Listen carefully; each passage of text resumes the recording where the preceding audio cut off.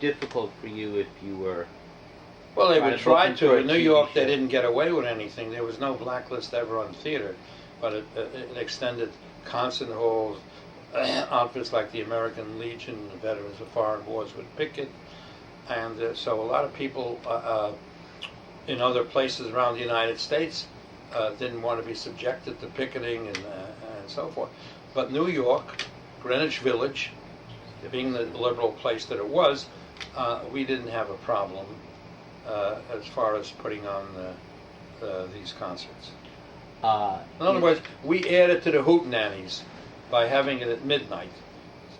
And then myself, I added not only folk music, ethnic, blues, and went on. I did a series in 1956, a major jazz series at Brooklyn Academy of Music, which had every major jazz thing, believe it or not. I did it in jointly with the Brooklyn Academy, which I had Count Basie, Duke Ellington, Dave Brubeck, Stan Rubin, and many others, and all in a series at the Brooklyn Academy of Music. All this time, are you working out of your apartment as Yes. an office?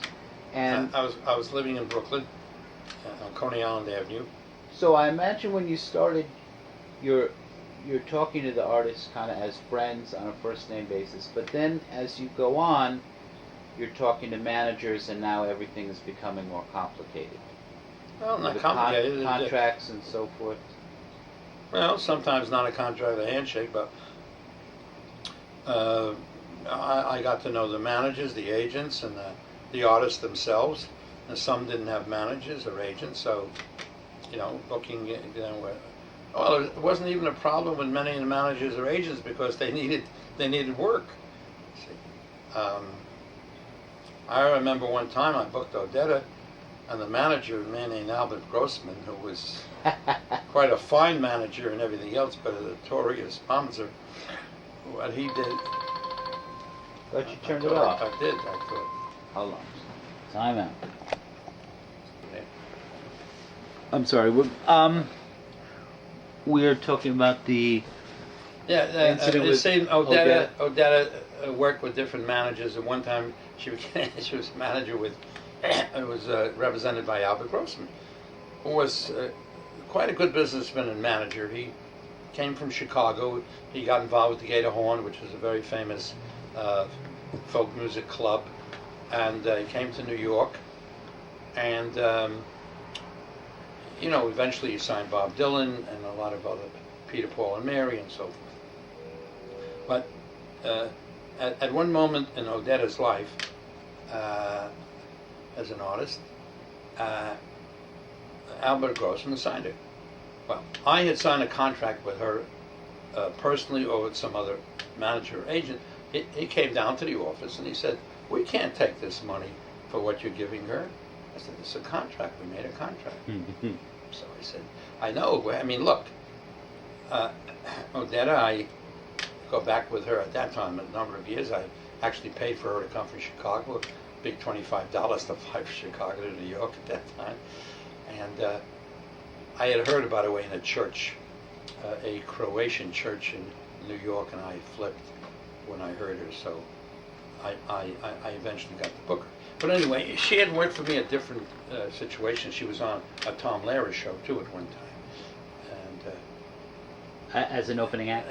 No, they co-equal in Hunter College. But I mean, separate parts of it. No, well, separate parts. The audiences didn't mix. They didn't appreciate each Okay. other. But it was a sold out house. But anyway, so I said, "Look, I mean, this is the contract. I made it. What do you want me to do?" He says, "We won't accept this." I said, "Okay, Albert." I ripped up the contract. I said, "Fine." I said, Albert, that's the way it is. That's the way it is. If you're chagrined, there's nothing I can do. And if that's what Odetta wants, who am I to stand in her way? I mean, it was, what the hell, I have to understand there were a lot of artists out there, hungry artists and not so hungry artists, we had very... So what was the upshot? Did the concert go on? No, I tore up the contract, and there was no contract, that's all.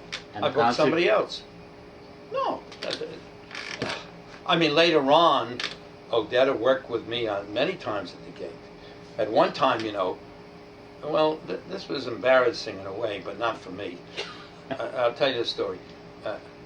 Albert Grossman went away somewhere, and so he turned to George Wein, who primarily did jazz concerts, and said, "Will you represent Odetta while she's at the gate?"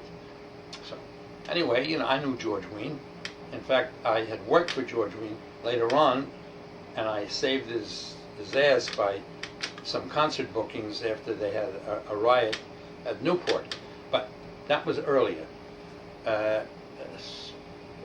before that concert in the 60s. So George came down, and we unfortunately didn't have a system, which we later put in, is if somebody wanted to know a system of checking the number of people coming in. That, in other words, a person working for the artist and somebody working for the house, and they would both get the tickets, and they would know how many came in. So are you working on a percentage split thing? And it wasn't even for that. It was to know how many. If there was a percentage deal or whatever. Right. That's correct. Not everybody. Well, anyway, this is okay. The situation. So she did a couple of concerts, shows, a couple of nights, and everything, and then it was on a weekend, and the place was packed and all that. So she complained.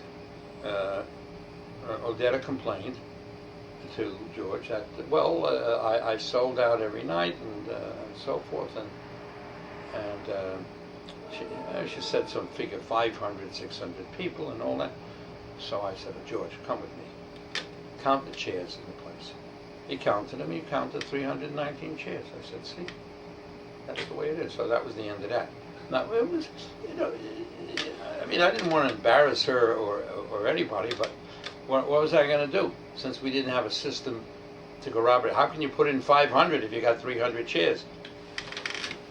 So, anyway, well, there were problems, of course. I mean, some artists work with union contracts. We worked with union contracts. We worked with people who didn't want union contracts. It worked out. I mean, people. With artists, if we liked, they started out and we liked them, and we give them an option. Sometimes they would complain. They knew they had to come in for short money.